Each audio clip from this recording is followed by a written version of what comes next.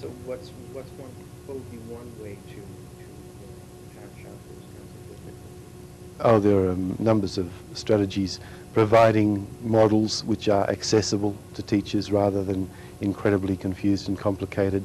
The model we saw of Eddie Dix yesterday when he gave his speech is an accessible model.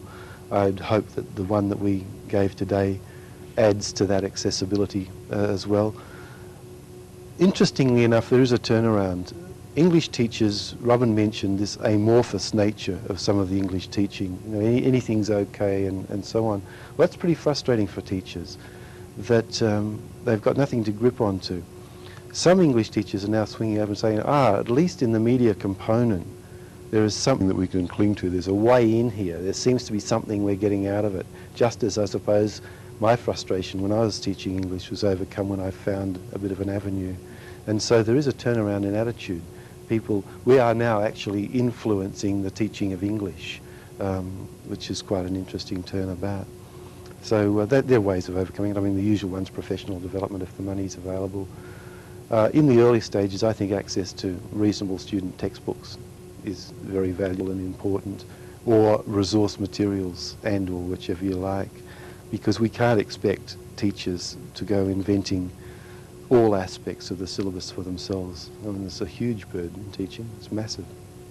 Do you have any kind of comment or advice that you've seen what's happening here in Ontario in terms of media literacy? Can you show them, or do you have any ideas of how it could be improved, developed, over and over? I wouldn't be presumptuous enough to give advice. I'd make some observations on, it's healthy. That there is a couple of things, that there seems to be a nice interaction between the academics and the teachers, and I think that's a healthy sign. How deep that goes, I'm not sure. There is certainly interest in having teacher education for future people, so that's again a healthy sign. I believe that a lot of the documentation is pretty sound. It's not just busy work, so therefore they're well placed in that section.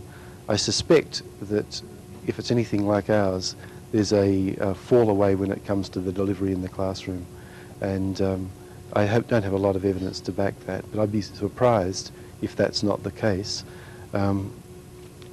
because it's the case everywhere else. One of the interesting things that are happening, like places in Saskatchewan, where I was talking to a couple of people on the conference, and they're developing continuous statements too for their primary school children from years 1 to 12. So it could be that the next leaps forward actually happen outside the metropolis in Canada as well, that places like Saskatchewan will take them up and take another step forward. Be good to watch. Yeah, it would be very interesting to see whether or not. It's sort of interesting that Ontario sort of picked up into this very quickly thanks to Barrie and a bunch of other people and the AMF, and we'll see how that would develop. This question is not going anywhere because it's brain dead at this point. What? Why is that? Because I only had half an hour's sleep.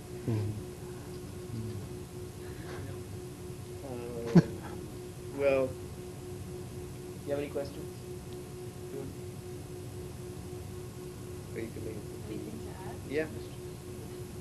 Where to next? Yeah, let's see.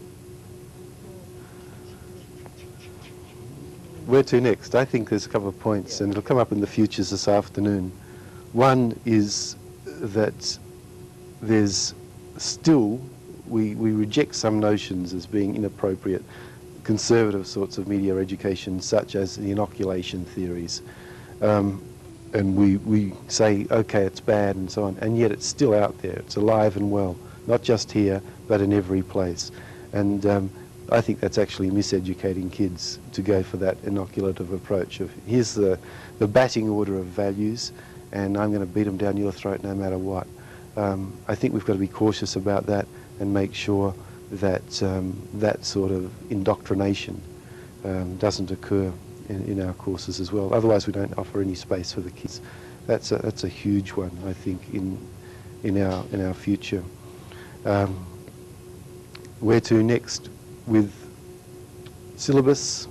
well, we just got to keep on making sure that we don't start to deify our syllabuses. That it's very nice to have a piece of paper written down with a nice cover on it and say, ah, yeah, that's it. We're not going to change it for 15 years. That would be disastrous. And in my country, there's a lot of push not to change anything at the moment. Our teachers go on strike the moment we try.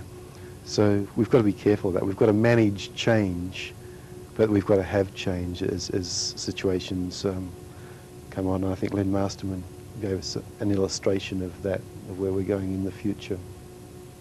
So I think there are a couple of things we've got to watch out for, some of the cautionary tales, if you like.